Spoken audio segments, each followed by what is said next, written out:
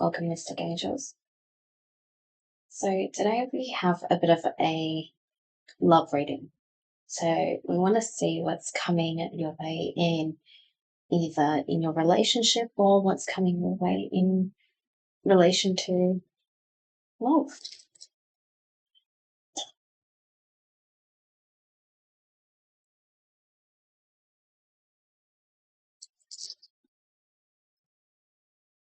I was going to do a totally normal reading, and then I got told no, grab the love, the romance deck, I guess, this one.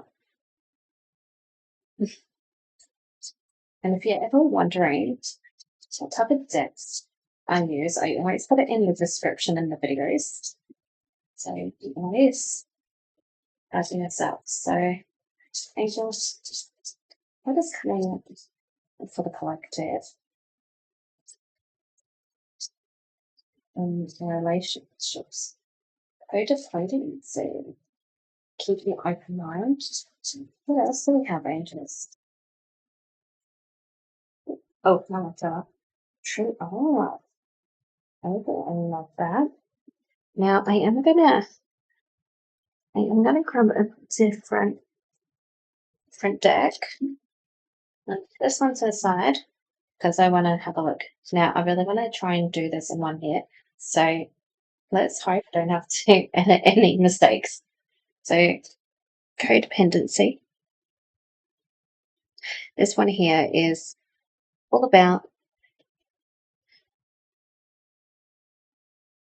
addictions are affecting your romantic life. So when you're in a codependent relationship, it can be great, it can be amazing, but this here is giving that energy that you almost don't know who you are.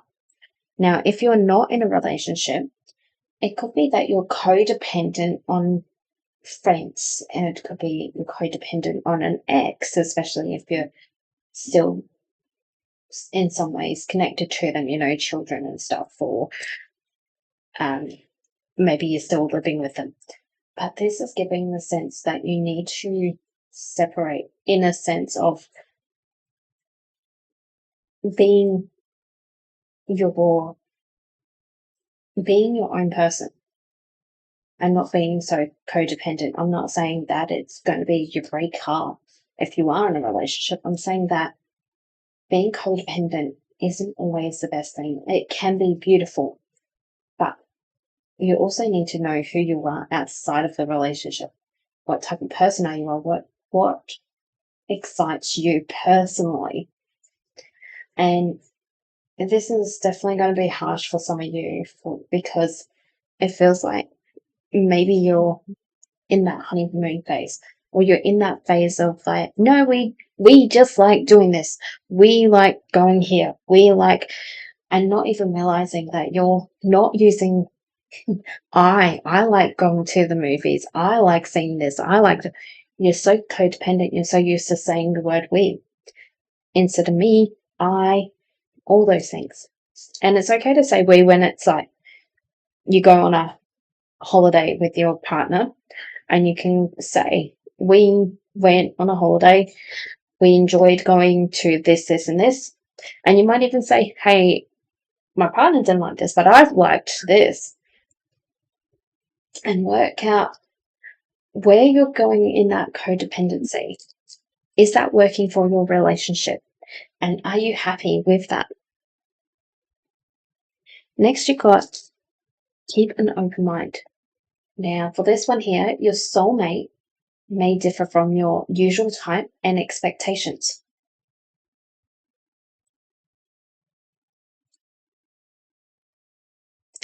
Now, again, it doesn't have to be in relation to the codependency. It doesn't have to be that you're in a relationship at the moment. If you are, it could be the case of maybe you're still new. Maybe there are some things you didn't know about your partner, but it is important when you meet the person, like, what are you willing to compromise on and what are you not. And this here is giving the sense of you're meeting a soulmate here. I am getting some of you are meeting a twin flame and you're mistaking that for a soulmate.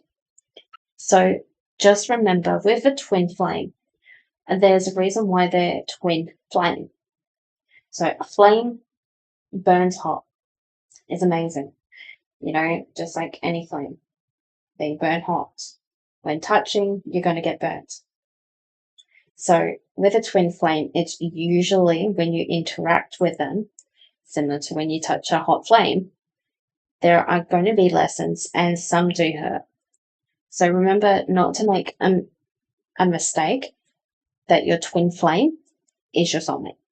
Same with soulmates. Not every soulmate is going to be a romantic soulmate. This could be a platonic soulmate. And, if anyone tells you anything different, it can work. You can work in a relationship with a twin flame. But most people I talk to, the twin flame situation is a very toxic situation, or they're in a situation where they're learning a lot and they're very emotionally drawn to them because they have to learn a lesson. And it's not a great lesson half the time. So this here is a soulmate though. And it doesn't have to be romantic. It doesn't have to be platonic. It can be either. But this person here is meant to be in your life for either forever or for quite a while.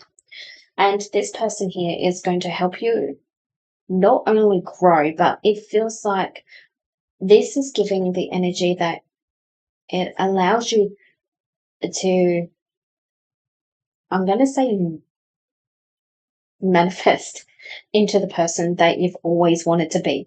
So if you wanted to be an amazingly confident, able to speak without any issues, without saying or awkward pauses, and by the way, pausing when you're talking is fine, because you know what, is nothing better than to pause when you're wanting to collect your mind before you speak.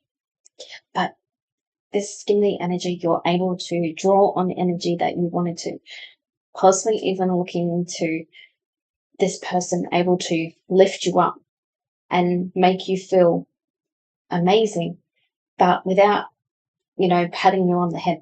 They're lifting you up and saying the phrases of, how does that make you feel? How did that make you feel? I definitely think you should be proud of yourself, and instead of saying I'm proud of you, or I think that makes me feel proud of you and stuff. When they actually get you in that mindset of I am proud of me, that is going to lift you up and that's going to bring that confidence up. But you do have true love here. Now, again, this person could be your soulmate romantically, could not, but there is true love here. This is the romance of a lifetime. So this one here is giving the energy of actually finding your true love. And this person here is opening doors for you, opening insights. This feels as if we may have even closed ourselves off to love. Maybe you've gone through a bad relationship. Maybe you had gone through a lot of toxic situations, not just romantically, but life-wise. You could have even been putting those walls up, and pretty much anyone who came near you, you're like, no, this person just felt different. You saw them, maybe you even just had a slight glance across the room at the coffee shop or wherever you meet this person, and they feel different. And it feels as if you're not wanting to fully put down that wall yet, but that's okay, because we've got to build a foundation of trust here. But it's different. It feels different, and that's why you feel drawn to them. And again, that's probably why you got to keep an open mind, because at the end of the day, when you have your walls up, anything can turn off.